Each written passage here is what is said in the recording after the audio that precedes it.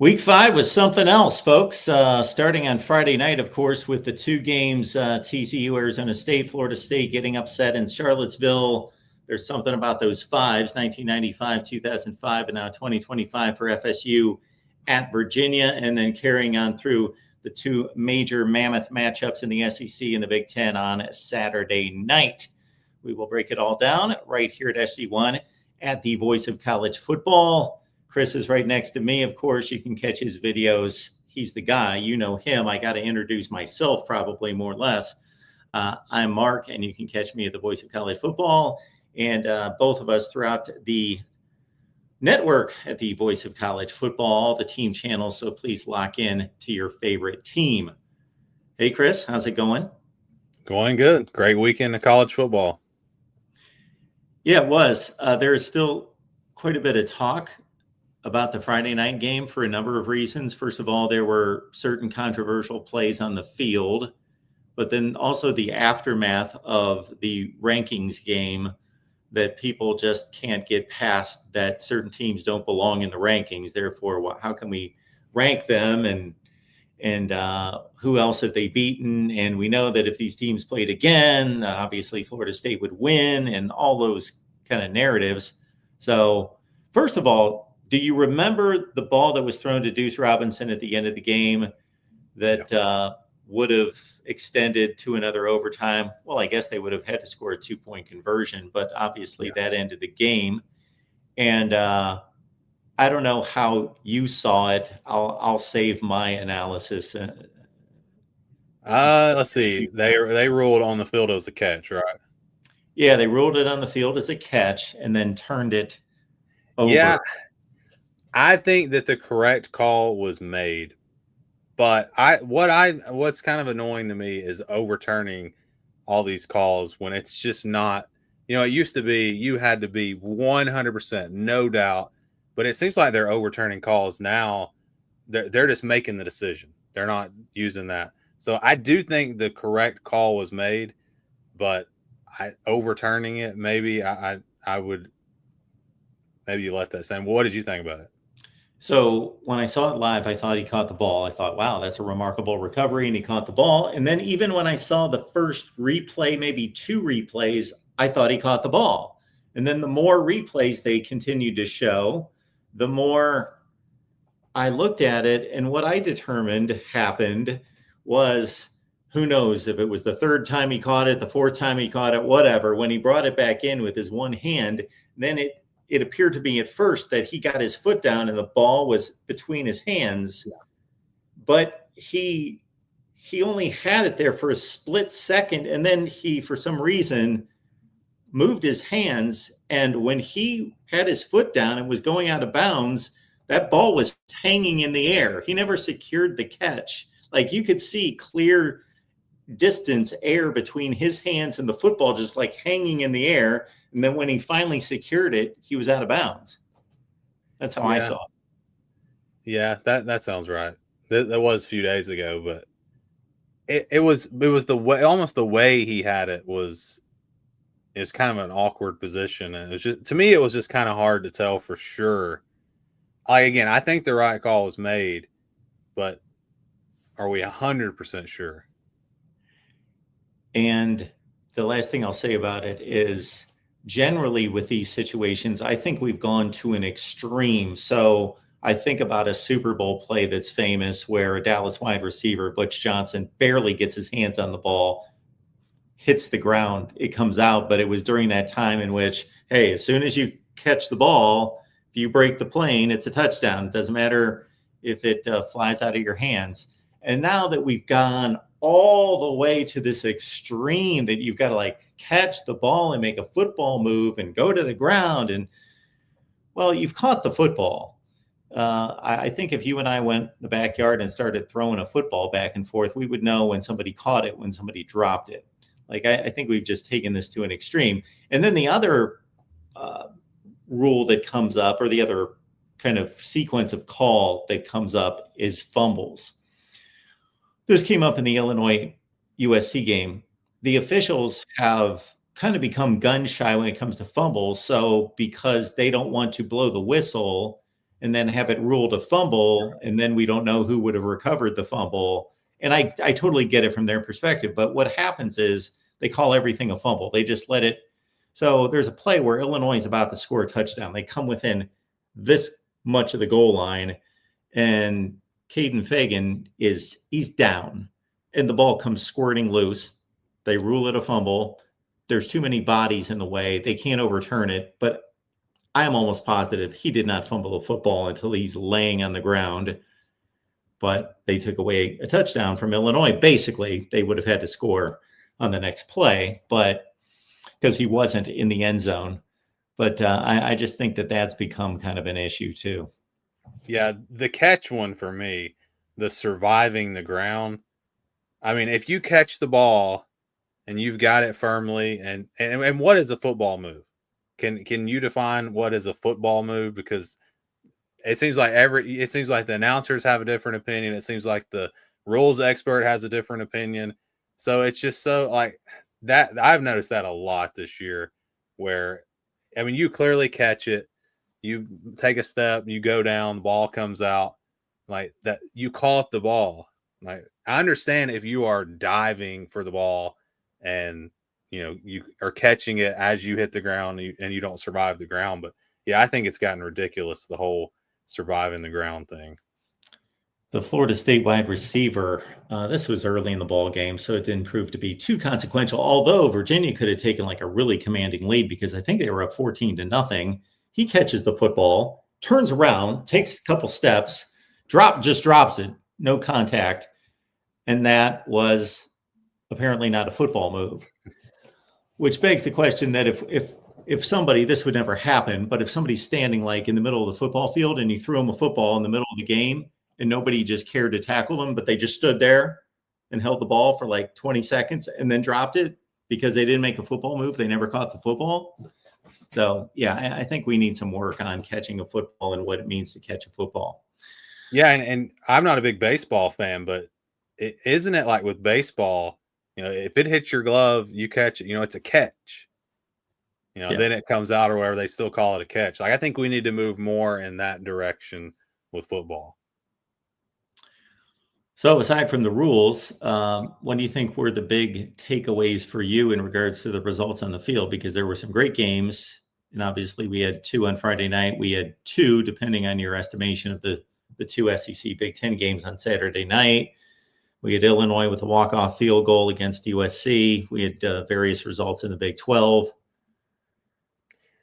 Yeah, I mean, the Friday night games were great. Just in terms of the big ones. I mean, I think Oregon might be the best team in the country. I mean, they just continue to look really good. I mean, Dante Moore is not the Dante Moore that I saw at UCLA. Like, I don't know if it's just the players around him or if he's just improved. He sat back last year, learned the offense and all that. That team is just really good. And what they did defensively to Penn State was very impressive. Again, I think to this point, Oregon has been the most impressive team. And then when you look at the SEC, I don't know if there's an elite team. We were talking about this earlier. I don't know if there's an elite team in the SEC. When you look at these close games, you look at Georgia, Tennessee, that was a close game. And you think, maybe both of these teams, they're elite teams or whatever. And then you see Tennessee, they needed 2 defensive touchdowns to beat Mississippi State in overtime. And I'm no knock on Mississippi State. They're a quality team, but I don't think anyone would call Mississippi State an elite team. Alabama, obviously everyone's going to say it's a different team than the team that played Florida State, but are they really? Do we know that? I don't think we know that at this point. So I don't think Alabama and Georgia are elite teams. And so I'm just looking at the SEC, and I talked about this earlier today. I mean, there's like 8 teams that can win the SEC. I mean, it is wide open. So, yeah, I thought Georgia had a chance if they won that game to really establish themselves as the front runners in the conference. So Alabama winning that game just really makes it even more complicated or exciting as we go down the stretch. It feels like to me like we're probably going to see a 3-loss SEC team in the playoff this year, just the way it's already gone. We appreciate your comments and questions there. Super chats are welcome to keep us going here at the Voice of College Football. We'll take your calls in just a second. We do have 3 callers lined up. We'll get to them in just a second. I'll just make one more comment on that same subject, that we think of the Big 12 as being the most up in the air conference, and it is to a large extent. And there are more bottom dwelling teams that could jump up and beat the best teams in the conference, or what's perceived to be the best teams in the conference. But I was cycling through all the teams you were talking about just now in the SEC, and I was thinking about the games that we've already seen, and there may be one more, by the end of the season, more one-score games in the SEC. Everybody you just mentioned, I was thinking about everybody they've played, and they've all been one-score games. Yeah, and let's don't forget Ole Miss LSU. And didn't even mention them from Saturday. I was thinking of that game too. One Score game. Yeah. Texas A&M Auburn, for as ugly as it was, and for as much as Texas A&M, we were just looking at the stats, over 200 yards rushing to 52 for Auburn, was still a one-score game. All those games between all those teams, I can't think of one game. Auburn, Oklahoma the week before. Yeah, one-score game. What was Florida LSU? Was that a one-score? Yeah, it was 20-10. 20-10, yeah. But still competitive. Yeah, with the 5 interceptions and the pick 6, and still 20-10. Yeah. All right, folks, we will go to the phone lines, and we've got Carson stopping by. Carson, appreciate you being here. Hey, how you guys doing? Doing well. What's going on? Not too bad. Hey, I want to say, first of all, I've been a fan of both of y'all for a while now. SG1, I literally subscribed to you in 2017 when it was Auburn's big year to go 10-4 and lose in the Peach Bowl. But besides the point, I got a bit of a two-parter for you here.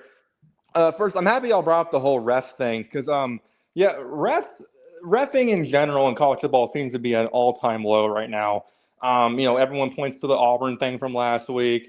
Now this week it's the Wake Forest the Tech non-offsides call they didn't make. It just feels like every week now there's game-changing calls, and it's like, how do we fix this? Because obviously there's always calls they're complained about every year, every week, maybe even.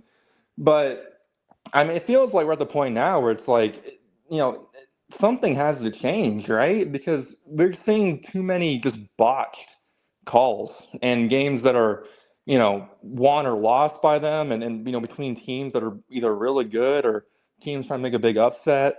And it's like, how do we fix that? You know what I mean? Like, do we finally get some sort of more clear, clarity from the refs, like how the ACC is given the inside thing when they're doing the games? Like, what do we do? I'm going to go to defense for the refs just because I don't think too many people will. So I'm going to state this, and maybe I've been watching college football longer than just about anybody that's listening or watching right now. Understand that the game's faster and the game's more complex than it's ever been. Meaning, if you went back in time and watched a game in 1985, the numbers of pass plays, number one, is limited. The number of formations, I guarantee the rule book is probably half the size that it is now. The whole targeting portion of things and personal fouls and all that's being watched and regulated, and how much controversy that brings to social media every week when we're watching college games, and whether people are for personal fouls and late hits and all that didn't come into play years ago. So they do have a more difficult job with faster athletes than they used to. So take that into consideration. And again, the rule book is more complicated than it's ever been. Sure. So sometimes, I'm sorry to cut you off. I'll say one last thing, that I make this comment a lot when people are jumping on the refs for certain things, because I differentiate. Sometimes I think there's a bad rule and they were just forced to enforce the rule. Like, the tuck rule, if you watch the NFLs, the maybe the classic of all time, that was just a bad rule. The officials didn't do anything wrong on the field. They called the rule, but it was just a pathetic rule. So sometimes they get caught with bad rules. Yeah. But I agree that the officiating is pretty, and I think reviews have hurt the officials. Now, reviews are needed. They're necessary because they correct 90% of the calls that are incorrect. but I think they have caused the officials to be gun shy. I don't think they have the freedom that they used to just to call the game and not have a review booth looking over their shoulder. Think of where Sure. we'd be without replays. How many games would be different? Just going back the last 10 years or so.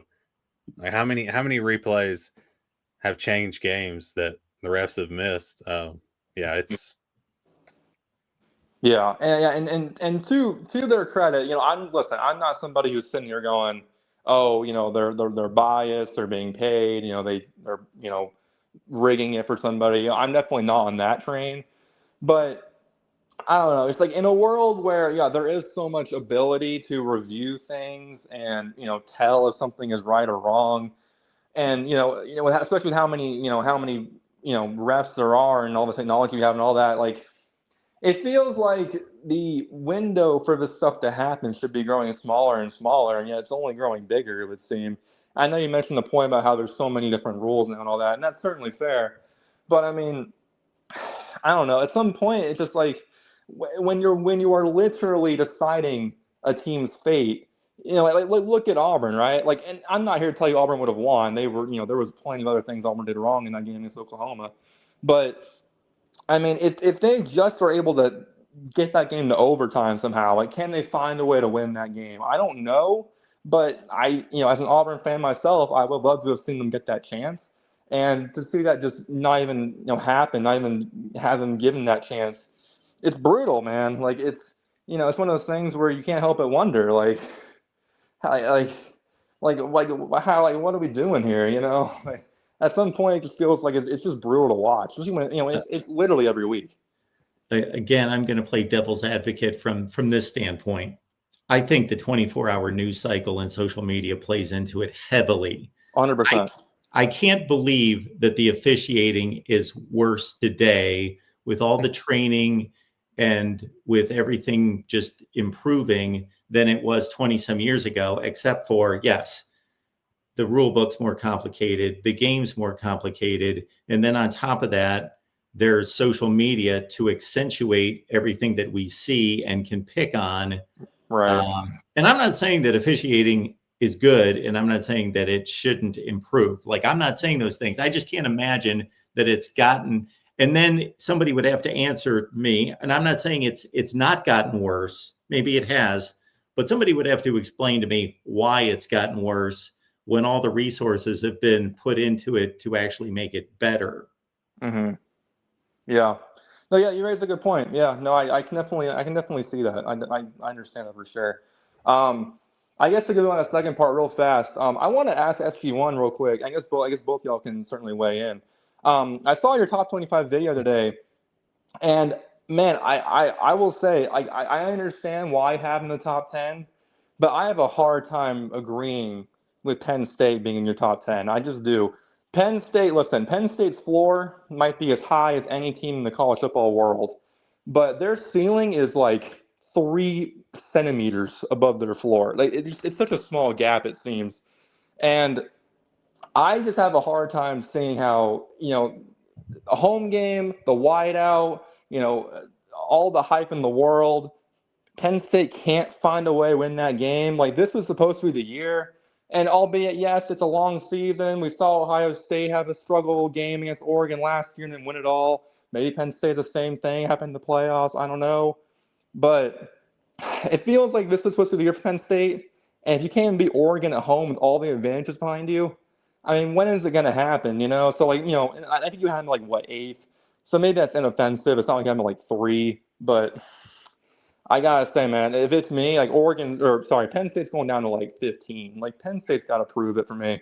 So yeah. I'm curious what y'all think about Penn State.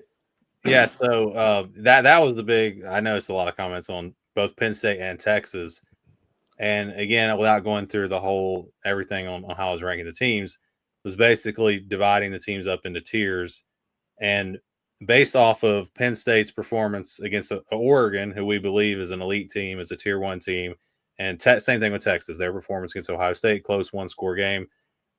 So they were ranked in that tier. Now they're at the bottom of that tier.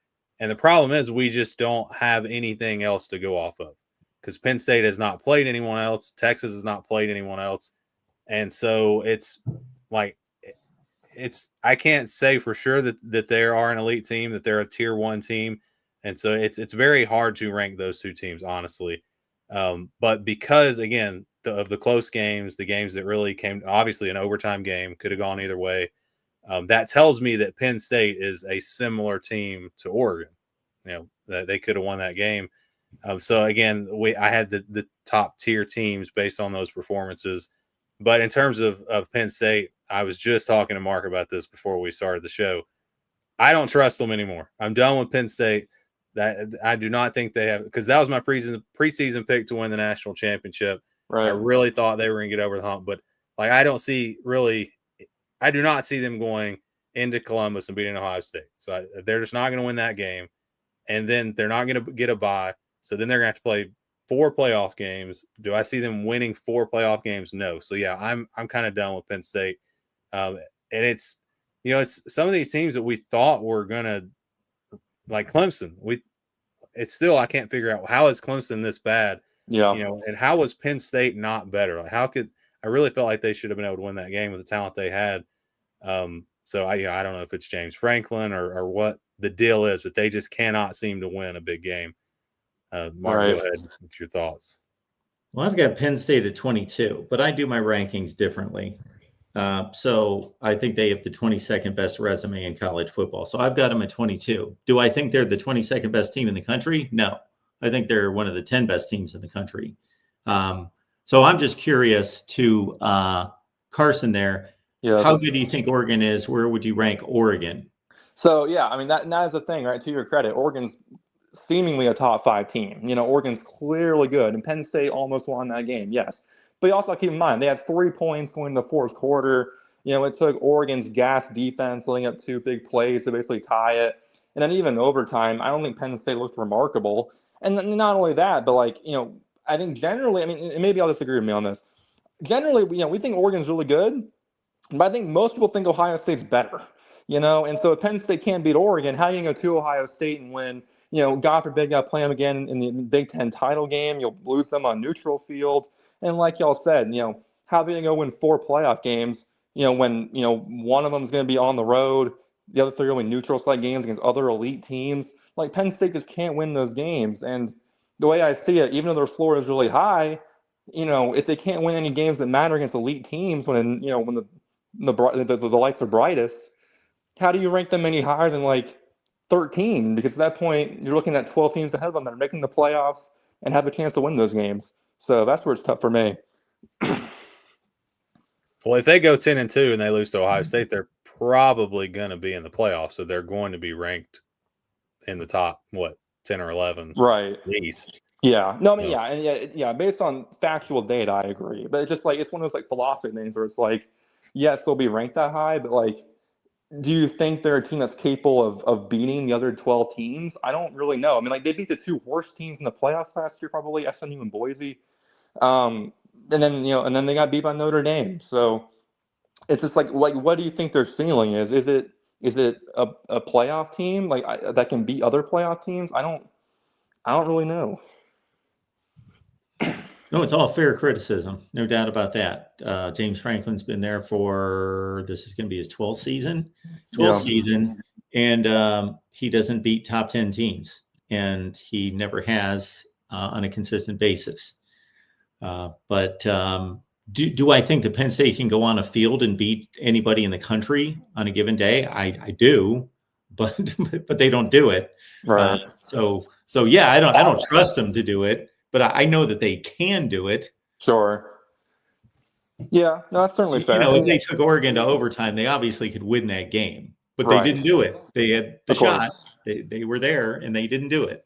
Right. So, I mean, even last year, they were a yard away from tying against Ohio State last year. But like you said, they don't ever do it. They're all they can get as close as they want, but they never actually do it. So that's where it's tough.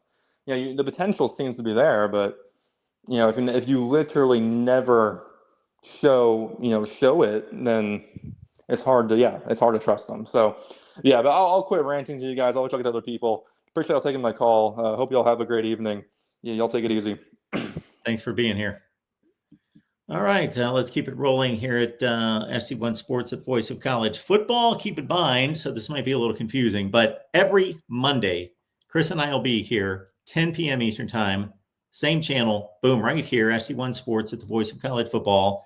Then Tuesday through Saturday, I'm taking your calls over at the Voice of College Football on what we call the main channel. So that's at 10 p.m. Eastern Time, or if there are meaningful, good games, and, I just kind of make a judgment call on Thursdays and Fridays that I either show up at 10 p.m. Eastern Time. If it's Rice and UAB, I'll show up at 10 p.m. Eastern Time. But if we've got some good games like we did on this past Friday night, then I'm taking in both of those ball games, and we'll show up at midnight or whenever the games are over. So Monday through Saturday, Monday nights here, where we take your calls, and we got David showing up. David, how's it going?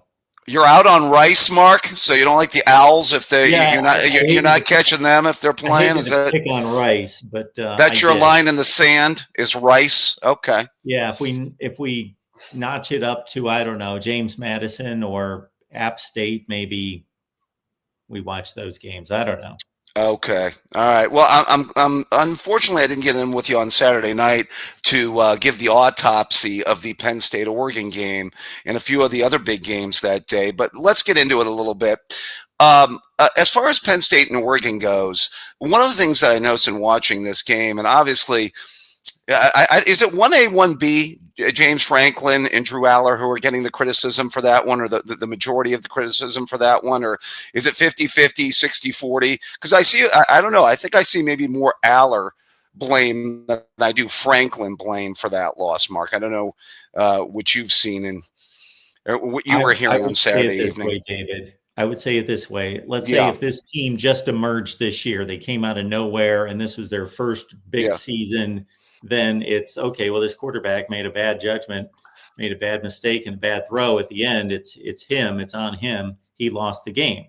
But when you're 4-20 against 4-21, I guess now against top 10 teams, I start with James Franklin because he's in charge of the program. He's in charge of the culture and the whole deal. And it starts and ends with him. And before Drew Aller showed up, he was losing to elite teams.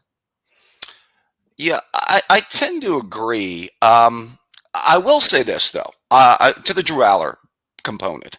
I have been a defender of Drew Aller, maybe because he's, 15 minutes away from where I live, Mark.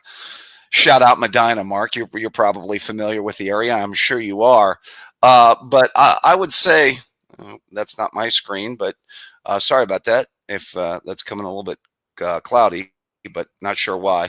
But in any case, what I was going to say was, in watching him play, a couple of ththings that I noticed. I mean, one of the things Todd Blackledge had mentioned, kind of talking about the All-22, if you were to watch the All-22, and he had a good vantage point at it, there were some spots where Penn State receivers weren't getting separation. And I did notice that during the game. Blackledge commented on it. But there were about 4 or 5 throws where he was just off. And, he had a throw to the tight end down the middle that was way behind him that Blackledge had commented on. And the other thing you notice with Aller is when he gets pressure, he has this tendency to throw off his back foot, which I think his mechanics start to break down. And he's not the most super mobile as far as getting outside the pocket and making plays outside the structure of the offense either. I will say he did have one good quarter of football and bringing them back, and I thought they did have the momentum going into the overtime. I don't know what your thoughts were on that, Mark, just kind of surmising his level of play and your thoughts about them maybe having the momentum going into the overtime. Well, they definitely did with the last drive in the final 5 or 6 minutes of the game and being able to get the job done there. And they're being at home. The thought is that you usually play for the tie at home because you've got the momentum going into overtime, as opposed to being the road team that you should, go for the win and try to avoid being out there as long as possible. So all those things that we traditionally think of favored Penn State, the last team to score that had to make the comeback. They're at home and all of that. But then we have to factor in it's Penn State. So okay, that erases all that. And I try to take my rooting interest out of it, which was basically zero, other than I picked Oregon to win the game. So I tend to root for the team that I picked. Oregon, to me, looked slightly better, not decidedly better, but I think the total yardage figures show that. Chris and I were talking about it before we came on. Yeah. I think Chris said it was close to 200-yard differential, which is 424 to 276. Yeah. 150. And I would dare say it was only that close because of the fourth quarter that Penn State's offense had, by the way, or there would have been an even bigger disparity there because their offense was totally lifeless, going into the fourth quarter. Here's the point that I will make. Kind of in that comeback that they had in the fourth quarter, they finally started to get a little bit of run game going with their backs. I think after Aller hit the down the field shot to make it 17 to 10, Oregon's defense was sitting on run the entire game, and they didn't think that Aller could complete a down the field throw. And once he was able to at least complete a couple of throws, I think that opened up their running game a little bit in the fourth quarter. I think Colt Nickey, their offensive coordinator, made a tactical decision. I mean, obviously Aller's throw was terrible and cost them the game, but I think that Oregon defensive line, which played so well, might have started to be getting gassed a little bit by that second overtime, and I think he should have kept the ball on the ground. I know that's Monday morning quarterbacking, but if you look at their comeback in the fourth quarter, they were starting to run the ball a little bit, and I guarantee you that Oregon defensive line was not as fresh as in that second overtime as they were in the first quarter, second quarter, or third quarter. I don't know if you guys have some thoughts on that. What was the down and distance when Aller threw that pick? It was on first down, Mark. Oh, yeah, that was the first play of the – yeah. Yeah. Well, that kind of falls into your theory there that they didn't take the right approach. Yeah, I mean, I just felt that maybe that was a period of time when they could have still worked through their strength. And if they would have done that, they would have had a chance. Because, I mean, the bottom line is they had the offense on the field with a chance to win it. I did want to comment on Oregon too, Mark. I do think Dante Moore is legit. I have to say this. I had questioned, me and Matt had a conversation about this on Thursday before the game that started. I said, I had thought early on, and I know their competition was a little bit weak before they played Penn State, but I had said, is Dante Moore an upgrade over Dylan Gabriel from a year ago? And I think there's a good chance he might be. I don't know if you guys have some thoughts on that. I think he's got a higher upside for sure. Okay. I mean, he can sling it, and a bigger body. He's better running the ball and inside short yardage, something that Gabriel really didn't do. I don't know if he's better right now, but I would say higher upside. What do you think, Mark? Yeah, so I would go along with that because I think it's fairly obvious. I don't think it's debatable that Dylan Gabriel's floor is higher than Dante Moore's still, even though Dante Moore has proven through 5 games now that he's not going to cave in. Dylan Gabriel is Dylan Gabriel. He's thrown the ball more than anybody in the history of the sport. But the upside, I don't think that's debatable either. I think Dante Moore's the way he can whip the ball, his arm strength, his arm talent. Dylan Gabriel had to have everything, ready to go and had to really pick the timing and the anticipation and all that, man. He would loop some throws out to the sidelines. He looked like Peyton Manning his final 3 or 4 games down the stretch, his final season, throwing the ball. But who's better right this second? That would be a good debate because I would take a gamble and take Dante Moore because after what I saw on Saturday night in a big atmosphere on the road, the first time he's had to face that. Yeah, the thing about it is I thought they schemed up a lot of good throws for Gabriel last year. Some short stuff where the receivers would do a lot of the rest of the work and, take short throws and turn them into long throw type situations, run after the catch stuff. I agree with you about the arm talent. Plus, I think you factor in the mobility, Mark. They can do a lot of design run with Dante Moore that they could not do with Dylan Gabriel. Plus, I think he can make the throws outside the structure, outside the pocket better than Gabriel can. I think Gabriel's a little bit more of a pure pocket guy than Moore is. So, yeah, I think the ceiling is definitely that much higher. I will say Oregon's defensive line did impress me too for most of that game, and they lost some talent. I know they lost Harmon, and I think a couple of other guys off that D line from a year ago, if I'm not mistaken. Right, Mark? Yep. Jordan Birch as Yeah. well. Yep. So yeah, I tend to agree. I don't think Penn State is dead. I think you know what? Here's the thing, guys. I think there's going to be a log jam at the end of this year. I think you could have a group of 10-2 teams vying for maybe those final spots, and that means that they'd have to beat Indiana, which right now, is not exactly looking, with the way Mendoza and that offense is looking. Although credit Iowa's defense, they did a good job of keeping them in check for a majority of that game. That's not a rollover.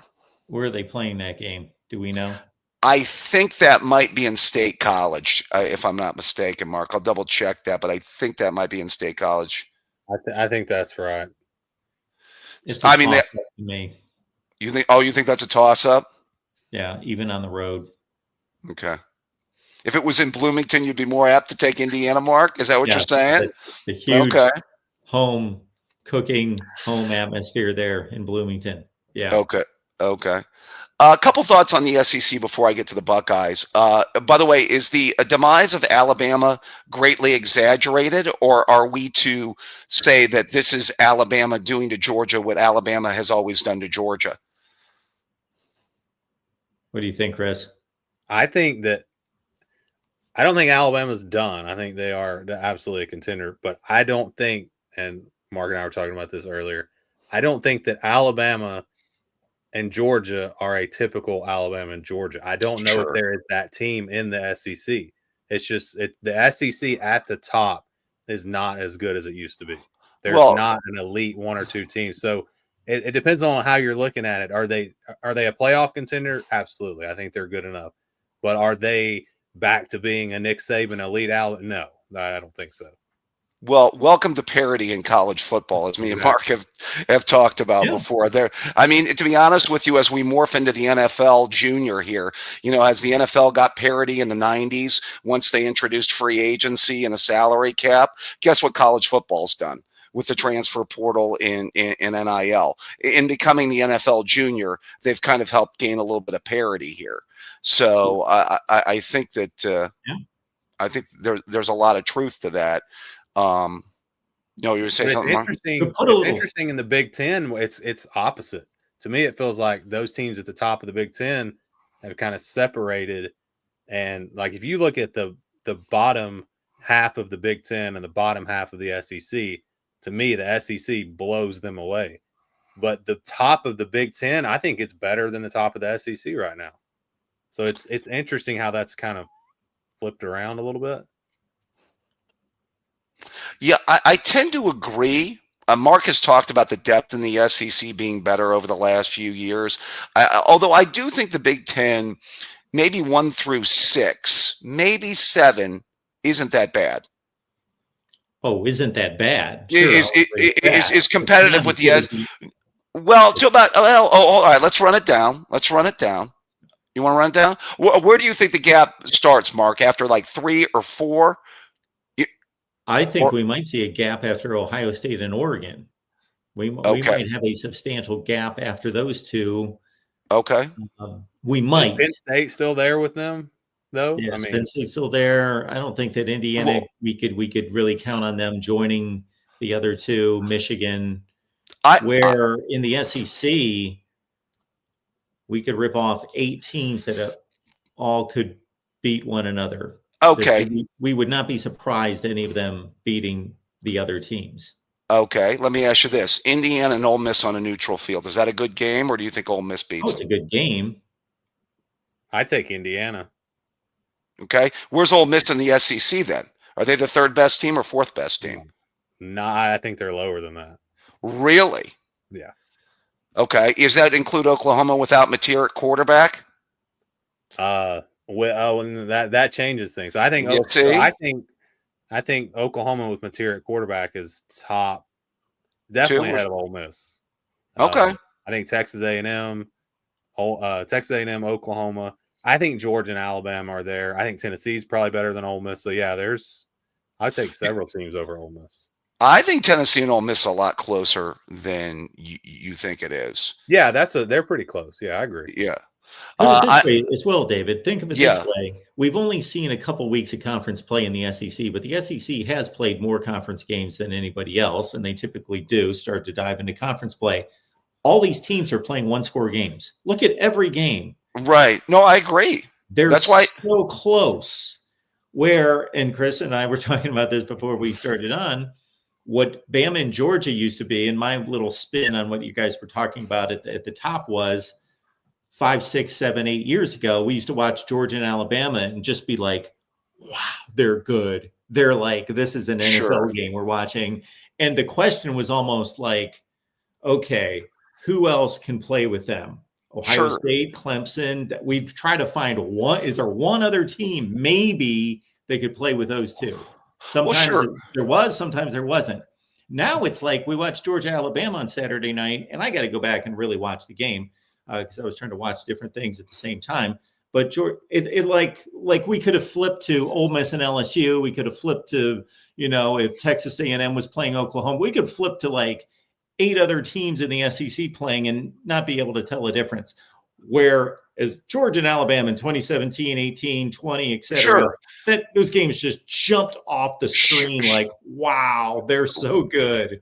I'm going to echo that. Apex Mountain, because 3 of maybe the top 10 to 12 teams in the history of college football were 2018, 2019, and 2020. Now, I think people overrate 2021 Georgia a little bit. I still feel if Jamison Williams doesn't get hurt, I think Alabama might have beaten him again. And that was not a vintage Saban team in 21. And even 22, Georgia was a little bit more vulnerable. We should have beaten them on a neutral, on basically in a home game down in Georgia. And that's not, in 2022, Ohio State is not one of the better Ohio State teams I've ever seen. I would not put that in our top 4 or 5 teams of all time.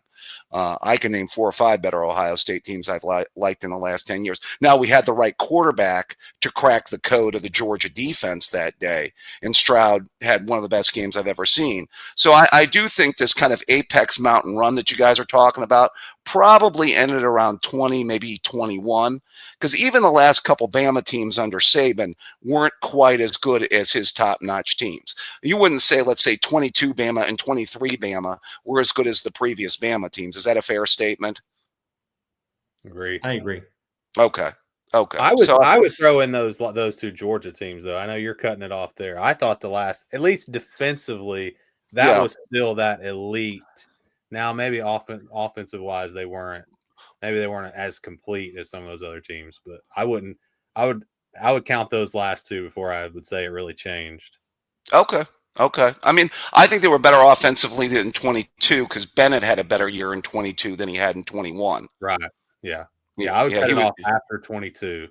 Okay. I don't mean to take the conversation in a different direction, but I just want to get this in. In 2023, when Bama lost to Michigan in the Rose Bowl, think about how good Saban's teams were. Yeah. Is that the worst Alabama team post 08? Right. It's arguably the worst Alabama team. They were one play away. You could take like 8 different plays during that game and flip-flop the result of that one play, and Alabama's going to play for the national championship. And most likely they're going to beat Washington and be the national champion. That's astounding. Well, what did I say? What did I say to Team Up North fans that year, Mark? They probably played one of the worst. Now, I thought we didn't play a great Saban team in 14. I mean, we caught Blake Sims, but at least they were probably better in 14 and 12. Yeah, they had a couple guys on offense by the name of Amari Cooper and Derrick Henry who were pretty good. So, they didn't have any of those guys on 2023 Alabama. So, yeah. I would say, by the way, can we say that LSU is officially overrated? Is LSU officially overrated? I had a feeling that Nussmeier was overrated coming into the season. I looked at his game log. He was not really good in a lot of big games last year. I don't see the typical LSU receivers on the outside, and they really don't have any semblance of a running game. That's not a good offense. Thoughts? And what's crazy is how much better their defense is. Yeah. But then the offense went downhill. Yeah. You know what's interesting? Give Jaden Daniels that defense in Oh 23. wow. They might have won the national championship. I've said this to Mark. If 23 LSU plays a lick of defense with, that offense, they win the national title. But you know what? It couldn't happen to a better guy than Brian Kelly. I think this guy is, I'm sorry. He's just an ass, man. Every time I hear this guy talk, he just rubs me the wrong. I mean, pardon my Swahili. I know you try to keep it PG, Mark, but Well, is he just a different version of James Franklin? Can we put those two guys in the same category? Well, I think the results, in terms of how they run a program, what the results are. That's a fair point. Franklin's a more likable individual than Brian Kelly is a likable I'm not talking individual. about their personalities. I'm not going into that. I'm just talking about the results on the field and the continued shortcomings. Yeah, I would agree. Go ahead. It does feel like at least Brian Kelly has won a couple of at least regular season big games. They beat Alabama. That was a huge win. Well, I don't know. We thought Clemson was a big win on the road. Maybe it wasn't. So was James Franklin. What's Franklin's? Okay. Well, anytime I have this discussion and people call and say, so-and-so has never won a big game, what usually the result of that conversation is, they're basically saying they've never won a national championship. So if you're talking about national championships, obviously neither one of them have. But if you're talking about quote unquote big games, well, James Franklin beat Ohio State, number 2 in the country, that led a Big Ten championship run and won the Big Ten championship game. We were a little bit overrated in 16, and I say this is a diehard Ohio State. Who was overrated or underrated? Yeah. They won the Big Ten championship game, and Brian Kelly hasn't done that at LSU, and that was in James Franklin's 3rd year at Penn State. Played a great Rose Bowl. They didn't win it. He's also won 2 Rose Bowls. He's won how many New Year's 6 games? Like 5? Yeah, he beat Memphis in a New Year's 6 bowl game, Mark. You're gonna hang your hat on that one. That's one. He beat Jake Browning in a decent Washington team in a bowl game. Okay. All right. Utah in the Rose Bowl. He also lost to Kentucky in a bowl game too, Mark. So that's something. We can go through everybody who's lost bowl games. Do we want to go through Brian Kelly's bowl game losses? No, I'm not. You know how I feel about Brian Kelly. You're not going to, pin me on that one. James Franklin, I believe, has won 4 New Year's 6 games. So it may be a little bit of a recency bias for me, but what's James Franklin's biggest win since COVID? Oh, that's a good question. His biggest win was the 2 playoff wins last year, technically. Yeah. Beating regular season, like who have they beaten the regular season since that year? That would be like a top 10 win, or I can't think of any. I mean, I could be missing one, but no, they've not had a big win. If you're going to hang your hat on Boise State and SMU, I mean, well, I'm just saying technically those are playoff wins. Yeah, they are. No, they haven't. They've beaten everybody else in the Big Ten. I used to have a stat in my head, and then I lost track of it because I looked it up one time and I started running through, and it was astounding. Whatever. Penn State won like 40 some consecutive games in the Big Ten, and this may still be going. I should go back, and it's probably being added too, because I can't think of anybody else they've lost to, except Ohio State and Michigan. Against everyone else, they'd won like 42 games in a row in the Big Ten. Yeah, no, I agree. I think that, but you know what Penn State fans are afraid of? It's obvious, Mark. They're afraid of, if they let him go, do you go from 10-2 to 8-4? Do you really fall back? You're afraid, can you get that? Is the next option going to be that much worse? That's what they're afraid of. I always wondered if Bill O'Brien ever went to the NFL, what he would have done with that program over that period of time. Sure. I mean, he's had some decent teams. I always thought the Barkley McSorley team was his best team in 17. The team that blew that big lead in Columbus when JT Barrett had one of the 2 or 3 best games of his life. I always thought that was his best chance at a playoff. Yeah, I remember picking that team to win the national championship in the preseason. Really? Well, you're picking Big Ten teams to win natties there, Mike. I'm surprised. No. Go ahead, Mark. Penn State would have played in 6 12-team playoffs during the 10-team or the 10 years of the 4-team playoff era. Yeah. They would have been in the playoff 6 times. We're not elite, Mark. Remember the line. We're not. Remember his famous line after the Ohio State. Never said that. He should have never said that. Remember that? We are not elite. When you say that, you need to come through the next year. You need to knock down the door the next year. Do you know what comment we're talking about, Chris? James Franklin said this is after one of the collapses against Ohio State. I think it was the one in Happy Valley the next year in 2018 when they had a 12-point lead with 5 minutes left. That he says, first of all, it's semantics, elite, great, whatever you want to put it. He called his team and his program great, which I kind of thought, well, you're not really great. But anyway, he was separating great and elite. And he was pointing through the wall to Ohio State's locker room to say, they're elite. We got to get there. Well, when it's 7 years later, and you're still like, that looks bad. Yeah. It looks bad. Yeah, it is. Well, I mean, I thought it was an overall interesting weekend. I'm just so happy we're into conference play this year. By the way, I think Leanne's team, Ole Miss, could get on a run, by the way. You guys are saying, would you say Ole Miss was the 4th best team in the SEC? I'd have them lower than that. Okay. Well, let me ask you this. If they split Georgia and Oklahoma and go 11-1, would you be surprised? If Mateer plays, yes, I'd be very surprised. Because that's in Norman, right? I believe so. That was going to be my question to you. I don't think they could. I don't think they will beat Oklahoma or Georgia on the road. Now, if Mateer does not play, yeah, they can win that game. See, I think Williams is going to do some business against that Georgia defense. That Georgia pass defense has some serious flaws to it. Aguilar tore him up. Simpson. Well, Simpson's playing good football. He's turned it around for Bama, by the way. I think they adjusted in the second half, though, and they did. We saw this last year with Alabama. With 2 weeks to prepare, Kalen DeBoer, he can come up with a game plan. And we saw it last year. Remember how they came in against Georgia? True. It was like 28-0 or something like that, 21-0. And they did the same thing this year, but they adjusted at halftime. And how much did Alabama score in the second half? They shut them down. And I think Kirby had a brain fart, by the way, inside the 10 when they tried to run some kind of a play when it was 24-21. Was that end of the third? They tried some wide play on like a 4th and 1 or something like that. I saw the replay of it. I thought it was a terrible play call. I remember them doing something stupid, yeah, but I can't picture the play. Yeah, I tell you, Georgia really had a chance in the late in the third quarter and fourth quarter. Mark, did you watch the end of that one, or were you kind of focused in on Penn State, Oregon? I had it on. I can't tell you anything about it. They had the drop touchdown too. I mean, that would have gave them the lead. Oh. If they hit that pass, they do not lose that game. Yeah.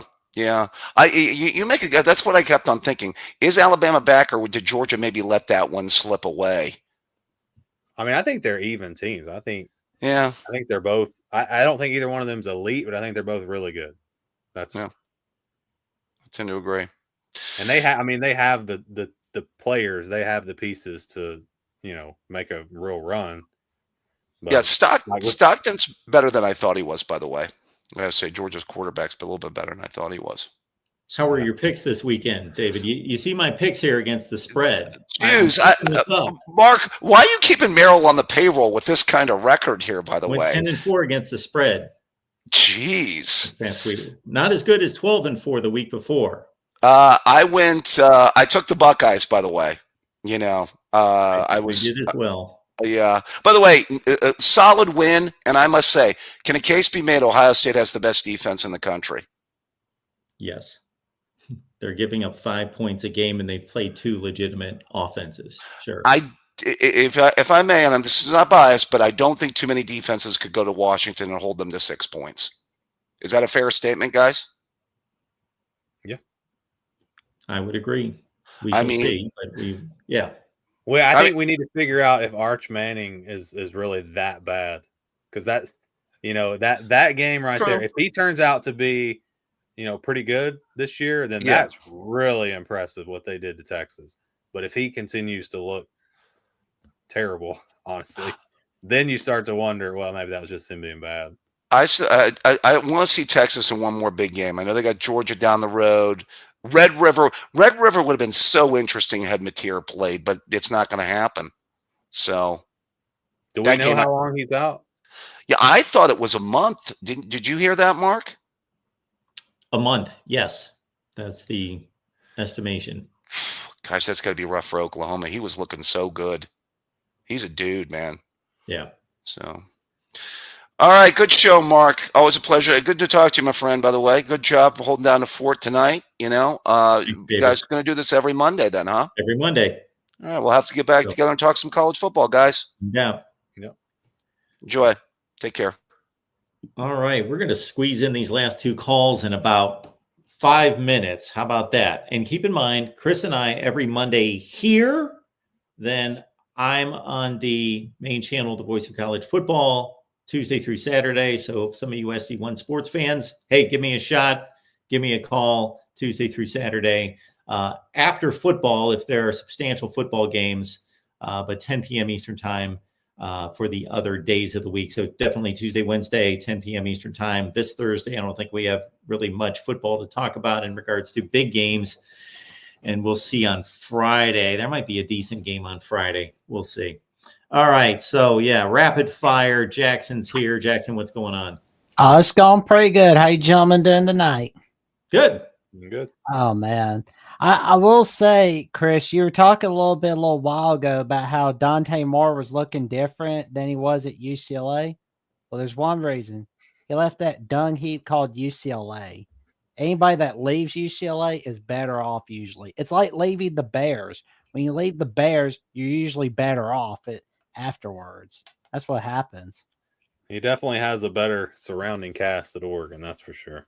And, Alabama Vandy, and I told Mark a few hours before that, before tonight's show and a little bit before Crimson Tide Live, Saturday's matchup between Bama Vanderbilt will be the first ranked versus ranked matchup since Thanksgiving of 1937. That was the 14th annual Macy's Day Thanksgiving parade that year, and Shirley Temple was the number one star of 1937, of course. Of course.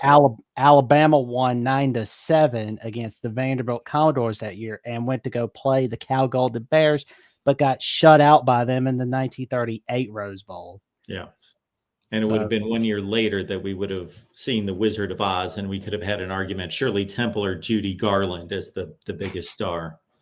True that. True that. But I think that I was thinking about this earlier.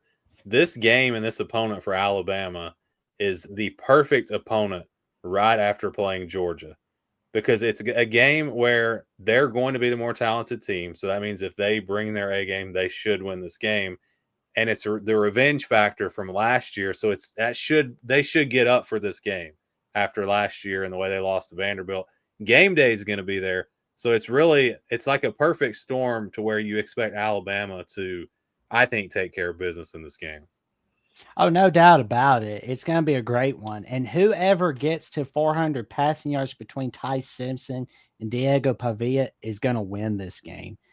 Miami, Florida State is going to be really exciting. Can Miami win the big one again, or do they just let everybody down? Does Florida State rebound? That'll be a question there. I think it comes down to Miami. Can you stop the run? Because Florida State knows how to run the football.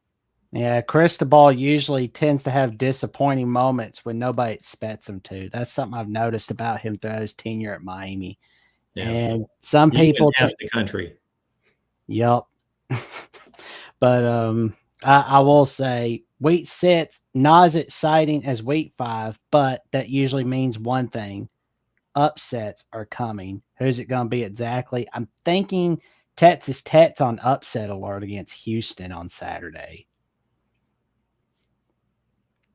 Could be. We have yet to look at the point spreads. We'll have to do that on Tuesday, go through the point spreads. And I have yet to look through last week's scores to see how many upsets we have. But it's usually about 5 or 6 involving power conference teams, usually about 5 or 6. Oh, yeah. There's no doubt about that. I just wish they wouldn't put Penn State UCLA on CBS. Like, put that game away. Don't let it near on CBS. Like, nobody wants to see UCLA on national television. Who's going to play at 3:30 on CBS? Who are they Penn going to go State with? UCLA. I know that, but who else would CBS put in that slot? Nebraska, Michigan State. Okay.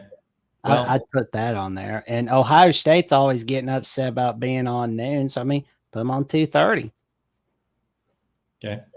So, there we go. Well, But I will say, tell your friends, family, and the cashiers of Post about the match that Mark and Chris bring you Monday nights, all right here on SG1 Sports, BOCFB, all right here on SG1 Sports. And Tuesdays through Fridays, Mark Rogers and friends are bringing you Magic on the late night show, on the college football show, on the Voice of College Football, all right there, Thursdays through Fridays, and on Saturday nights after every game. thank you, Jackson. Good to see you, man. Good to see you too, gents. Y'all have a good night. Sleep well. You too. All right, let's wrap it up with our buddy Caden stopping by. Caden, what's going on? I'm not Caden, Mark. Oh, I'm sorry. Caden was there just a second ago. We got Michael. Michael, what's going on? Now, but say, Chris, nice to meet you, man. Yeah, you too. Hey, I got a question. Okay, Purdue and Illinois is on at noon Saturday on Big Ten Network. Why couldn't they just made that like a 4:00 game on Big Ten Network and put Purdue and Illinois on at 3:30 on CBS? Because more people are going to watch Penn State and UCLA play. UCLA is garbage. I can take you. That's not the question you asked me. The question you asked me is why are TV executives putting on Penn State and UCLA? It's because more people are going to watch Penn State and UCLA play. I don't care if it's 49-10. More people are going to watch that game because they got an LA market, because they got Penn State, than are going to watch Illinois and Purdue play. All right, I gotta ask you this. I'm just telling you the truth. That's why they make these decisions. Yeah, I know, but you don't want to think about some TV heads. Anyway, does they're trying to make money. That's I know kind of their job.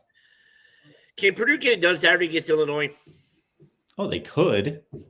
I mean, because they almost got it done with a much worse team last year. Yeah, 50-49. But how much of a letdown do you think Illinois could be after that big win Saturday against USC? That's to be determined inside that locker room. I don't know. That's Brett Bielema's job to get them back up. If they're a legitimate team, then they're not going to get let down just because they beat a USC team that's probably going to go 8-4. Yeah, sure. Not bad. I was just looking. Like I said, I won't take you long because I will talk more about it tomorrow because there's several other games. I was just wanting to ask you about that one. And what's the other one? And how bad is it going to be Saturday night? You think with Minnesota and Ohio State? What do you want to score? Yeah, because the game is the game in Columbus or is it in Minneapolis? It's in Columbus, I believe. Yes. 38-13. How about that? That's what I was thinking. All right, I will catch you tomorrow night. And Chris, quit hating on Purdue, man. You've been hating on Purdue ever since, even when Brown was there. What'd I say about Purdue? You just keep thinking that they're never going to win. It's going to take forever and a day before. I'm just messing with you, by the way. But no, you said it's going to take eons and stuff like that before. He sounds like a prophet to me. Well, sure, we'll see. But no, I'll talk to you more about it tomorrow night. Hey, Chris, it's a pleasure, man. You need to do more of those previews again, like you were doing with the EA Sports.